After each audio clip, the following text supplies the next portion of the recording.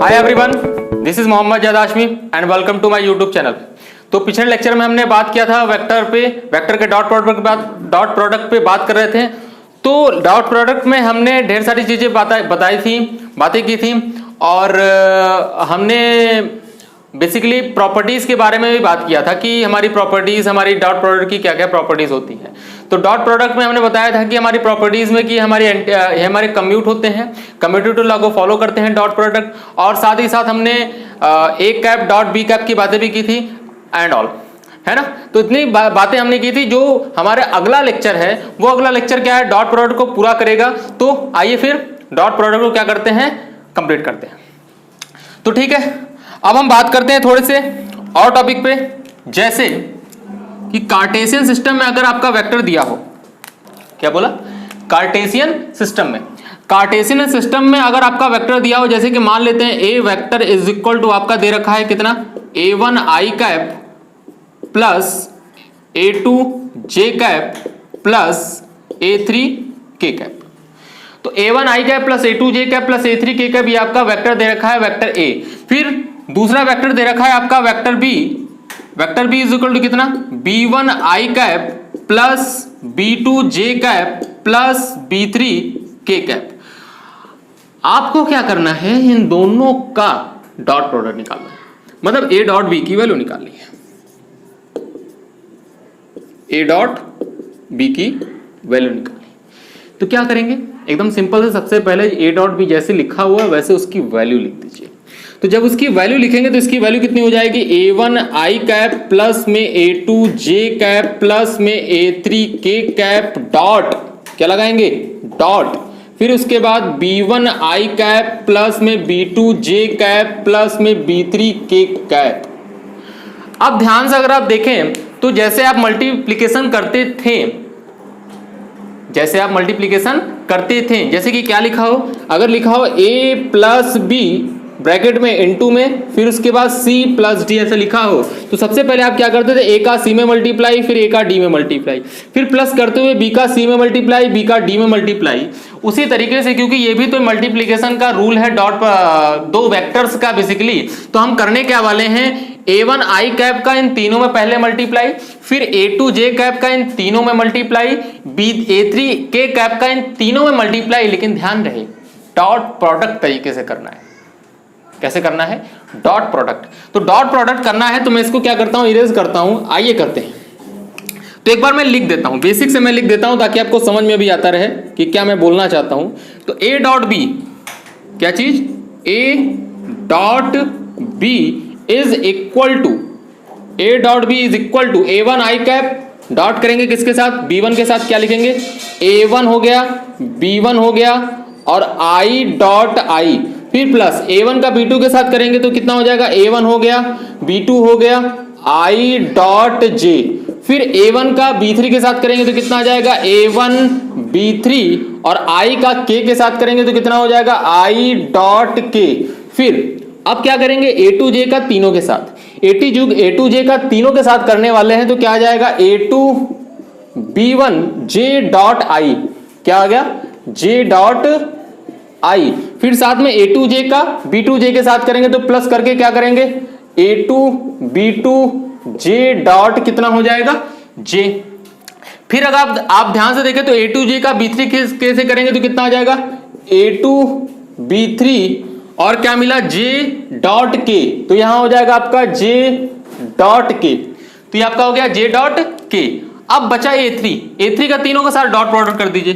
तो तीनों के साथ करेंगे तो कितना मिलने वाला है आपको, a3 b1 और मिलेगा k डॉट में i, फिर a3 का b2 के साथ करेंगे तो प्लस में कितना आ जाएगा, a3 b2 k dot j, फिर प्लस करके a3 का b3 के साथ करेंगे तो कितना आने वाला है, a3 b3 k dot k। थक गए। आइए, सबको तो सजा दिया मैंने मल्टीप्लाई करके। अब देखते हैं किसकी वैल्यू क्या मिलने वाली है।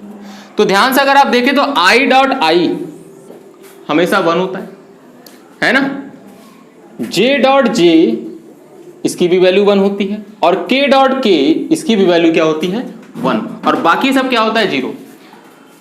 बाकी सब अगर दो अलग अलग यूनिट वेक्टर्स हैं, ऑर्थोगोनल यूनिट वेक्टर्स है, तो उनका हमेशा डॉट प्रोडक्ट हमेशा जीरो होता है। मतलब ये जीरो हो जाएगा आई डॉट जे वाला, ये जीरो, ये भी क्या हो जाएगा जीरो, ये भी क्या हो जाएगा जीरो, ये भी आपका जीरो, और साथ ही साथ ये आपका भी जीरो होने वाला है और ये आपका भी जीरो होने वाला है। मतलब सिर्फ क्या मिला आपको, मिला आपको a1 b1 फिर प्लस कहां मिला a2 b2 फिर प्लस a3 b3। मतलब a डॉट b की वैल्यू क्या मिल गई आपको कि a dot b is equal to मिला a1 b1 plus a2 b2 plus a3 b3। ये है इसकी वैल्यू। तो क्या सर हमको ये ऐसे करना पड़ेगा? तो आंसर नहीं, ऐसे करना नहीं पड़ेगा। ऐसे तो मैं आपको समझा रहा था कि आता कैसे है।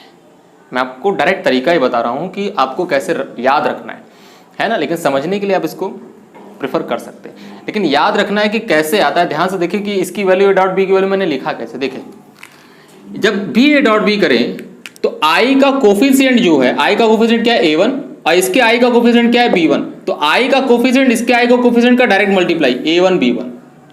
यहां पर जे का कोफिशिएंट, यहां भी जे का कोफिशिएंट, दोनों का डायरेक्ट मल्टीप्लाई a2 b2। यहां के का कोफिशिएंट, यहां भी के का coefficient, direct multiply a3 b3 sign के साथ, विथ साइन मल्टीप्लाई करना है। तो क्या करना है, ए डॉट बी जब भी हम करते हैं कार्टेशियन सिस्टम में, अगर वेक्टर्स दिया हो और उनका अगर डॉट प्रोडक्ट अगर हमें करना हो, तो हम बेसिकली करते क्या है कि सेम यूनिट वेक्टर्स के कोफिशिएंट का मल्टीप्लाई कर देते हैं, डायरेक्ट मल्टीप्लाई करते। जैसे यहां पर ए डॉट बी दिया हुआ था, तो आई के कोफिशिएंट से मल्टीप्लाई a1 b1, फिर उसके बाद जे और जे का कोफिशिएंट का मल्टीप्लाई a2 b2, के और के का कोफिशिएंट का मल्टीप्लाई a3 b3, हो गया a1 b1 plus a2 b2 plus a3 b3। That's it, और कुछ नहीं करना था, है ना। तो ठीक है, शायद आपको क्लियर हुआ होगा। आगे बढ़ते हैं, क्वेश्चंस देखते हैं कि आपको क्लियर हुआ कि नहीं।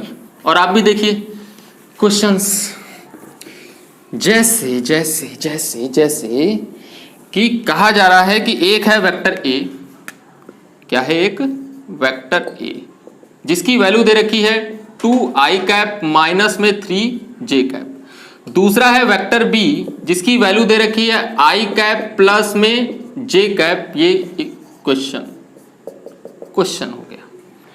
निकालना है आपको a dot P. What? a dot P.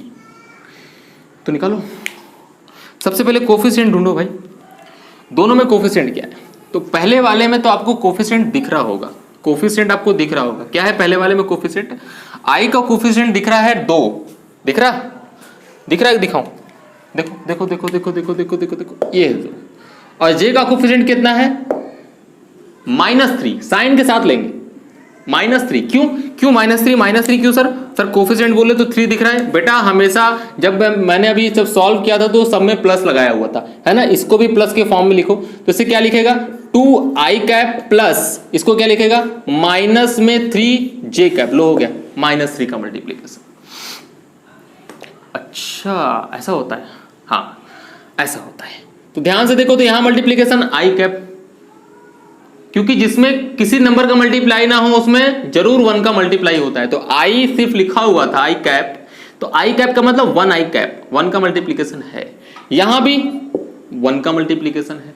तो कितना हुआ, a1 कितना हुआ 2, a2 कितना हुआ -3, और a3 कितना है ही नहीं, वो तो 0 है।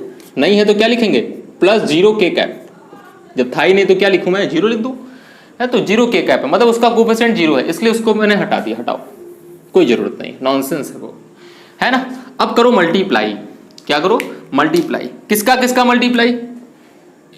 इसका इसके साथ, किसके साथ? i के कोफिशिएंट का i के कोफिशिएंट के साथ, और j का कोफिशिएंट का j के कोफिशिएंट के साथ। तो a डॉट b की वैल्यू अगर तुमसे पूछ रहा है तो a dot b is equal to 2 into 1 कितना हो गया 2 इंटू 1 प्लस, हमेशा बीच में प्लस लगाएंगे, है ना।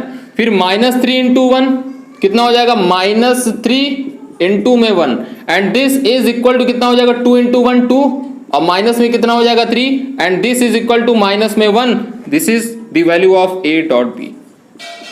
देखा न्यूमेरिकल वैल्यू आई इसकी -1, इसकी न्यूमेरिकल वैल्यू मतलब इसका कोई डायरेक्शन नहीं होता, ये स्केलर क्वांटिटी आता है हमेशा। Dot product of two vector gives us a scalar quantity, यह हमेशा एक स्केलर क्वांटिटी हमें लाके देता है। ठीक है, ये बात तो समझ में आ गई सर। एक क्वेश्चन और करा देते तो अच्छा लगता। कर लो कर लो कर लो कर लो, मैं कहाँ मना कर रहा हूँ। लो दूसरा क्वेश्चन लो। A vector is equal to दे रखा है I cap minus J cap plus K cap. B vector दे रखा है, कितना दे रखा है 3i कैप माइनस में 5k कैप। बताना है a डॉट बी की वैल्यू। स्क्रीन पॉज करके उतारो, सॉरी स्क्रीन पॉज करके उतारो नहीं, स्क्रीन पॉज कर लोगे तो उतारोगे कैसे? सॉल्व करो, सॉल्व करना है इसको, है ना। स्क्रीन पॉज करके इसको सॉल्व करो, तब तक मैं इसका सॉल्यूशन बताता हूं। आज देखो, सबसे पहले जैसे हर टर्म में प्लस है उस टर्म में लिखना सीखो पहले, है ना। ऐसे बेसिक से करते रहोगे तो तुम शॉर्टकट से डायरेक्ट कर भी सकते हो, है ना। सबसे पहले बेसिक से आदमी को करना चाहिए। ए वेक्टर इज इक्वल टू क्या लिखेगा 1 इंटू आई कैप, कोफिशिएंट लिखना जरूरी है 1 इंटू आई कैप। फिर प्लस में इसका कोफिशिएंट कितना है -1 इंटू जे कैप। फिर प्लस में +1 इंटू के कैप।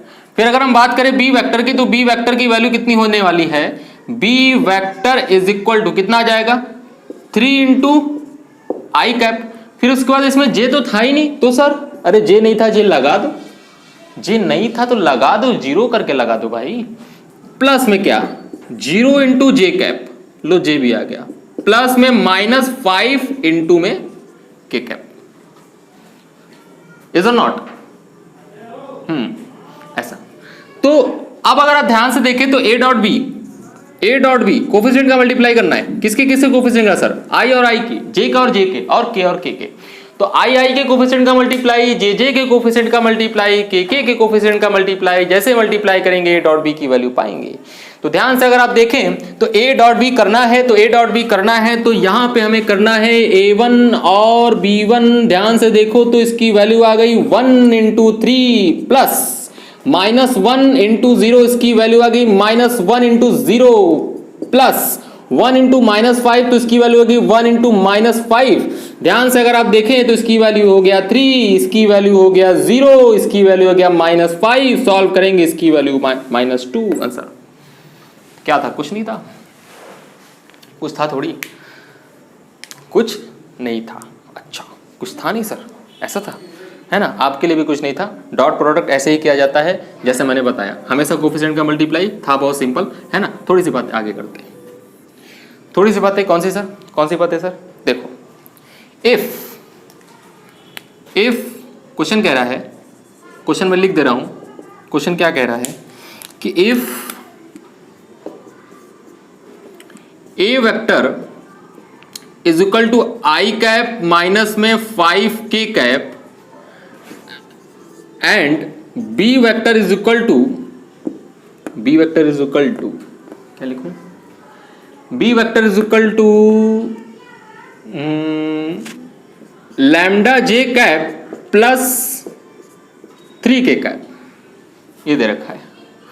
तो अगर A vector is equal to I cap minus 5k cap, B vector is equal to lambda J cap, इसे लैम्डा बोलते हैं, इसको ऐसे और ऐसे बनाते हैं लैम्डा, वेवलेंथ वाला जो 9th में पढ़ा था ना, हाँ वही वाला है। तो ये लैम्डा है, lambda J cap plus 3 cap, इसे मैं कांस्टेंट बोल रहा हूं। ये लैम्डा क्या है हमारा? एक कांस्टेंट है। तो कह रहा है कि अच्छा लैम्डा जे कैप है प्लस 3k कैप है, और अगर ये दोनों एक दूसरे के परपेंडिकुलर है, if A vector and B vector are perpendicular to each other, क्या है? एक दूसरे के परपेंडिकुलर हैं, find out value of lambda. किसका? लैम्डा की वैल्यू। तो अगर ऐसा है तो कैसा है? दोनों एक दूसरे के परपेंडिकुलर हैं, तो अगर दोनों एक दूसरे के परपेंडिकुलर होंगे तो हाँ लैम्डा की वैल्यू क्या होने वाली है आपको बतानी है। ठीक है, स्क्रीन पॉज करके उतारो, फिर आगे बढ़ते हैं। चलो सॉल्यूशन देखो। है ना। सवाल को एक बार खुद से जरूर लगाया करिए, है ना, आपका मनोबल बढ़ता है, क्योंकि जब तक मनोबल बढ़ेगा नहीं तो पढ़ने में मज़ा नहीं आता है ना। तो थोड़ा सा आपका खुद से कंपटीशन होना जरूरी है, जब तक खुद से कंपटीशन नहीं होगा तब से आप कुछ नहीं कर पाएंगे, है ना। तो इसलिए खुद से कंपटीशन होना बहुत ज़रूरी है, क्योंकि इस समय में आप अकेले ही हैं और अकेले ही पढ़ रहे हैं, तो कंपटीशन किसी दूसरे से नहीं, खुद से करेंगे, है ना। तो खैर खुद से कंपटीशन करिए और पढ़िए। तो ए वेक्टर और बी वेक्टर ध्यान से देखें तो I cap minus 5k cap lambda j cap plus 3k cap are perpendicular to each other, find out the value of lambda. ध्यान से अगर आप देखें, अगर ये दो परपेंडिकुलर हैं तो मैंने एक चीज बताई थी, if two vectors are perpendicular to each other then the dot product of two vector is always equal to 0।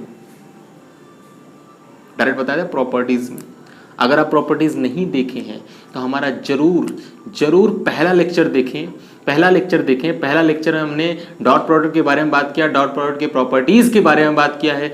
अगर आप इसको नहीं देखे, उसको नहीं देखा है आपने, तो इस वीडियो को तुरंत छोड़िए और वहां पे पहले बेसिक्स ऑफ डॉट प्रोडक्ट पढ़िए। मैं ऊपर आई बटन आपको दिख रहा होगा, उस आई बटन पे क्लिक करेंगे आप डायरेक्ट आप मेरे पहले लेक्चर पे जुड़ जाएंगे, है ना। तो ध्यान से अगर आप देखें, आई बटन देखिएगा, उस पर टच करिएगा, आपको मेरा लेक्चर खुल जाएगा, पहला लेक्चर वाला डॉट प्रोडक्ट। तो ध्यान से अगर आप देखें तो कहा गया क्या कि अगर दो वेक्टर्स परपेंडिकुलर हैं तो दोनों वेक्टर का डॉट प्रोडक्ट हमेशा क्या होना चाहिए, 0 होना चाहिए। हमेशा 0 होगा ही होगा, क्योंकि दोनों वेक्टर एक दूसरे के परपेंडिकुलर हैं। अच्छा, डॉट प्रोडक्ट कर डालो, डॉट प्रोडक्ट कर डालो भाई।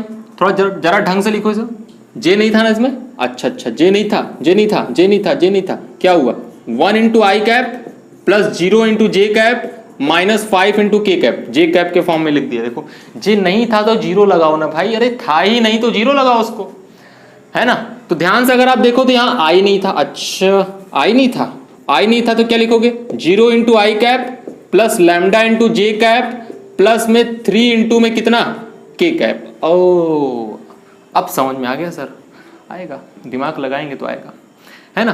तो ध्यान से अगर आप देखें तो आई के कोफिशिएंट से मल्टीप्लाई करेंगे तो इसकी वैल्यू कितने आने वाली है, इसकी वैल्यू आने वाली है 1 इंटू 0। तो यहाँ एक बार लिखे जरूर, कितना, 1 इंटू में 0। फिर उसके बाद जे के कोफिशिएंट मल्टीप्लाई करेंगे तो कितना आने वाला है, 0 इंटू में लैम्डा।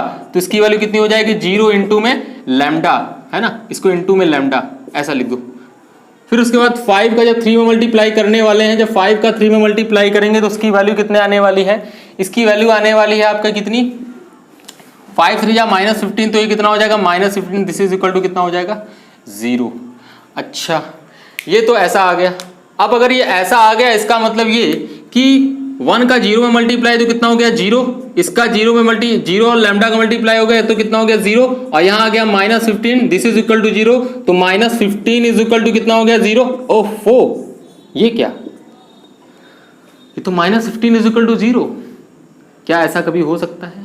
तो आंसर है नहीं, माइनस 15 इज इक्वल टू 0 कभी भी नहीं हो सकता। इसका मतलब ये कि जो मैंने क्वेश्चन दिया था उसमें दो वेक्टर्स परपेंडिकुलर था ही नहीं।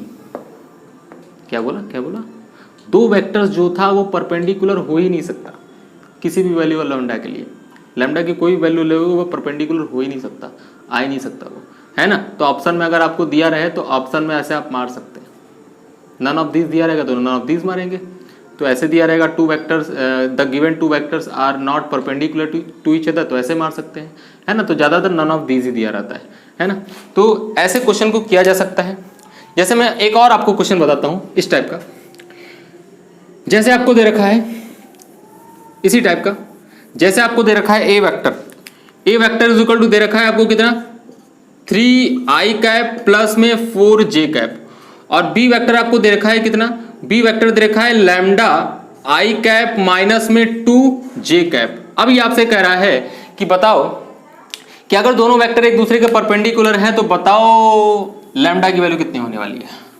अच्छा तो वही करना है जो भी मैंने बताया, दोनों वेक्टर अगर परपेंडिकुलर है तो एक दूसरे के क्या है, परपेंडिकुलर है तो a डॉट बी की वैल्यू कितनी होने वाली है, 0। अच्छा सर a डॉट बी की वैल्यू 0 है तो 3 इंटू लैम्डा हो जाएगा, i के कोफिशिएंट का मल्टीप्लाई तो 3 इंटू में कितना होने वाला है, लैम्डा, फिर प्लस लगाओ, 4 इंटू में कितना होने वाला है -2, साइन के साथ लेंगे बेटा, तो 4 इंटू में कितना होने वाला है -2, दिस इज इक्वल टू 0। ध्यान से अगर आप देखें तो इसकी वैल्यू आ जाएगी 3 लैम्डा, 4 2 जो हो जाएगा 8 -8, this is equal to 0। Lambda की वैल्यू आने वाली कितनी प्लस में 8/3, 8 उधर चला जाएगा, 3 नीचे डिवाइड हो जाएगा, प्लस में 8/3। तो यहाँ पे वैल्यू लैम्डा की वैल्यू आ गई। अगर लैम्डा की वैल्यू इतनी होगी तो वो दोनों वेक्टर्स एक दूसरे के परपेंडिकुलर हो सकते हैं। Got my point? तो ये बात तो सही है, ठीक है, दोनों वेक्टर्स परपेंडिकुलर हो सकते हैं। अच्छा जी, तो मैं इसको डिलीट कर देता हूं, ये तरीका था। एक न्यू कॉन्सेप्ट पे चलते हैं। क्या क्या द कंपोनेंट ऑफ, क्या बोला, the component of A vector, the component of A vector along B vector. ऐसे पूछता है कभी कभी कि बताओ ए वेक्टर ये है, बी वेक्टर ये है, इनके बीच का एंगल ये है, तो आपको बताना है कि कंपोनेंट क्या होगा। आपको बताना क्या है, कंपोनेंट क्या होगा, किसका, ए का बी के ऊपर, बी का ए के ऊपर, ऐसे दोनों पूछता है। तो मैं ए का बी के ऊपर बताता हूं। जैसे कि ये आपका क्या है, ये आपका क्या है, ये ए वेक्टर है, ठीक है, सही है। अच्छा, ये आपका क्या है भाई, बी वेक्टर है, और ये एंगल कितना है, थीटा। तो ए का कंपोनेंट बी की अलॉन्ग अगर आप देखेंगे तो कैसे, रिजोल्यूशन ऑफ वेक्टर आप जानते हैं बहुत अच्छी तरीके से, है ना। तो ये कंपोनेंट कितना आ जाएगा, ये कंपोनेंट एंगल की तरफ तोड़ेंगे, एंगल की तरफ तोड़ेंगे कॉस थीटा, एंगल के अपोजिट तोड़ते हैं तो क्या आता है, साइन थीटा। तो जिस तरफ एंगल है उस तरफ हमेशा क्या आता है, कॉस थीटा हो जाता है। जिस तरफ एंगल नहीं है उसके जस्ट मतलब कि एंगल के जस्ट अपोजिट क्या होता है, साइन थीटा। अगर फिर भी ना समझ में आए तो ये लगा के देख लें। तो इसमें जब साइन थीटा लगाएंगे तो परपेंडिकुलर बाई हाइपोटेन्यूज, और हाइपोटेन्यूज की वैल्यू कितनी है, ए, क्योंकि इसी का लेंथ क्या कहलाएगा, ए कहलाएगा। और जब कॉस थीटा लगाएंगे तो बेस अपॉन में हाइपोटेन्यूज आएगा, चाहे जैसे लगा सकते हैं। तो इसकी वैल्यू कितनी आ जाएगी, ए कॉस थीटा, और इसकी वैल्यू से तो हमें मतलब नहीं है, बेसिकली ये तो ए साइन थीटा होगा। तो A cos theta is what, component of A vector along B vector. बी वेक्टर के अलॉन्ग ए वेक्टर का एक कंपोनेंट है और इसकी वैल्यू कितनी है, ए कॉस थीटा। तो यही पूछ रहा होता है कि ए कॉस थीटा की वैल्यू कितनी होगी, दो वेक्टर दे देगा आपको। तो बेसिकली हम क्या जानते हैं, इसका फॉर्मूला निकाल लेता हूं, जैसे किताबों में लिखा है हम लोग भी कर लेते हैं। A dot B is equal to कितना हो जाएगा, ए इंटू में बी इंटू में कॉस थीटा।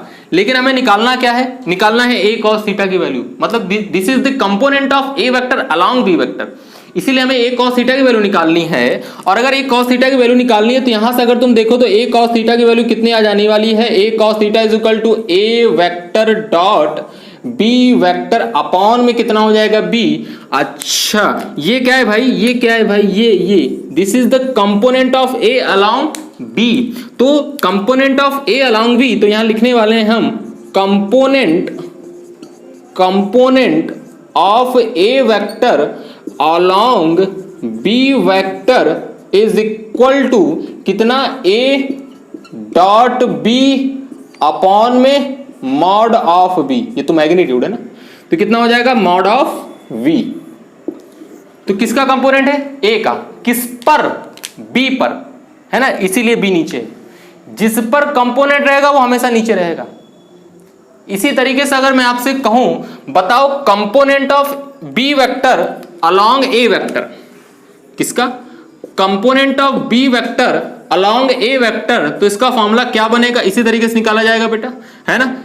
ये बी वेक्टर को इधर ले लेना, ए वेक्टर को नीचे ले लेना, तो बी को तोड़ोगे तो B cos theta is the component of B vector along A vector, है ना। तो जब निकालोगे तो इसका फॉर्मूला क्या आएगा, इसका फॉर्मूला आएगा ए डॉट में बी, जी सही सोच रहे हैं आप, मॉड ऑफ ए।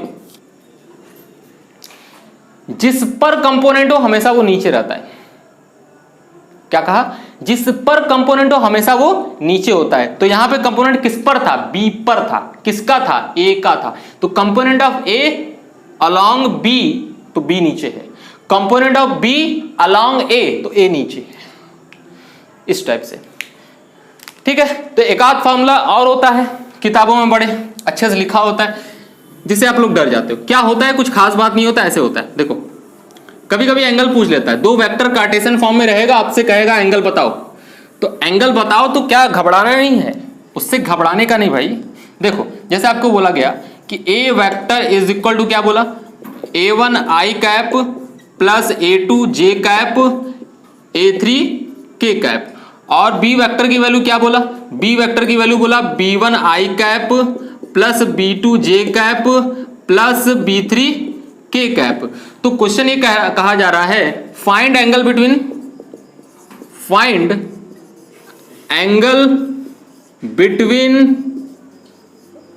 देम, इनके बीच का एंगल क्या होगा ये पूछ रहा है। मैं निकाल रहा हूं, देखो फिर से वही मैं डॉट प्रोडक्ट का फॉर्मूला ही यूज करूंगा बार बार, और वही क्या है आपके लिए बहुत ही इंपॉर्टेंट वही है। जैसे देखो मैं फॉर्मूला एंगल का फॉर्मूला ही निकाल देता हूं। जैसे मैंने लिखा A dot B, get it, A dot B, this is equal to mod of A mod of B cos theta. Is equal theta is equal to कितना हो जाएगा, cos theta is equal to बन गया तुम्हारे पास A dot B upon में mod of A into में mod of B। लो फॉर्मूला बन गया, बना नहीं बनाया, तो सब वहीं से आता है। Component of A vector along B vector पूछे तब भी वहीं से आएगा इसी फॉर्मूले से, दोनों वेक्टर के बीच का एंगल पूछे तब भी यहीं से आएगा, है ना। तो और दो यूनिट वेक्टर के बीच का डॉट प्रोडक्ट पूछे तब भी सब कुछ यहीं से आता है। बस आपको ये फॉर्मूला पता होना चाहिए, इसकी बेसिक्स आपको पता होनी चाहिए, ये है क्या बेसिकली। अच्छा अब देखो किताबों में कैसे डरेंगे। अब बताओ अगर A1 वेक्टर ऐसे लिखा हुआ है 2i cap plus 3j cap plus 5k cap, तो इसका मैग्नीट्यूड निकाल सकते हो ना। तो बताओ इसका मैग्नीट्यूड कितना होगा, इसका A वेक्टर का। तो A वेक्टर का मैग्नीट्यूड आप साहब लिखेंगे कि इज इक्वल टू रूट में कितना A1 square plus A2 square plus A3 square, root में I के कोफिशिएंट का स्क्वायर प्लस J के कोफिशिएंट का स्क्वायर प्लस K के कोफिशिएंट का स्क्वायर, ठीक है। अच्छा B vector is equal to root में B1 square plus B2 square plus B3 square. अब जैसे आपने कर दिया वैसे आपको दो चीज पता हो गई। दो चीज क्या पता हुई आपको, इसकी वैल्यू, दोनों की वैल्यू आपको पता चल गई। मॉड ऑफ A की वैल्यू, मॉड ऑफ B की वैल्यू। अब आपको क्या निकालना है, A डॉट B। ये भी हमने बताया अभी कि अगर कार्टेशियन सिस्टम में दे रखा है अगर दो वेक्टर्स, तो उसको क्या करना है, आपको डॉट प्रोडक्ट में निकालना है। अगर डॉट प्रोडक्ट करना है तो डॉट प्रोडक्ट करने का मतलब I के कोफिशिएंट का I के कोफिशिएंट में मल्टीप्लाई, B के कोफिशिएंट का B के कोफिशिएंट में मल्टीप्लाई। तो जैसे ही करेंगे I के कोफिशिएंट का I के कोफिशिएंट में मल्टीप्लाई, B के कोफिशिएंट का B के कोफिशिएंट में multiply, then this is equal to कितना आप देख रहे होंगे इसका मल्टीप्लाई मैं कर रहा हूं A2 B2 और कितना हो गया A3 B3। लो आ गया A डॉट B भी आ गया, मॉड ऑफ A भी आ गया और मॉड ऑफ B भी आ गया। तो cos थीटा की वैल्यू कितने आने वाली है, दिस इज इक्वल टू रख दो उठाकर, इसकी वैल्यू आएगी A1 B1 plus A2 B2 plus A3 B3 upon root में ऐसे लिखा जाएगा तो कभी घबराइएगा नहीं, A1 square plus A2 square plus A3 square, root में फिर लिखा जाएगा B1 स्क्वायर प्लस B2 का स्क्वायर प्लस B3 का square. This is the value of cos theta. तो cos थीटा की वैल्यू कितनी आएगी, A1 B1 plus A2 B2 plus A3 B3 upon root में A स्क्वायर प्लस A1 का square plus A2 का square plus A3 का square into में root में B1 का स्क्वायर प्लस B2 का स्क्वायर प्लस B3 का स्क्वायर। ये आपको रटना नहीं है, आपको रटना नहीं, जैसे पता हो वैसे करना है। आप तो ये फॉर्मूला जानते हैं ना, तो अलग से मॉड ऑफ A निकाले, अलग से मॉड ऑफ B निकाले, A डॉट B अलग से निकाले, उठाकर रख दीजिए, आंसर आ जाएगा आपका, ठीक है। तो ये हमारा डॉट प्रोडक्ट क्या होता है, खत्म होता है। अगले लेक्चर में मिलेंगे किसके साथ, क्रॉस प्रोडक्ट के साथ, और वहां से हमारा वेक्टर का पूरा कॉन्सेप्ट क्या हो जाएगा, खत्म, ठीक है। तब तक के लिए अलविदा लेते हैं, थैंक यू वेरी मच।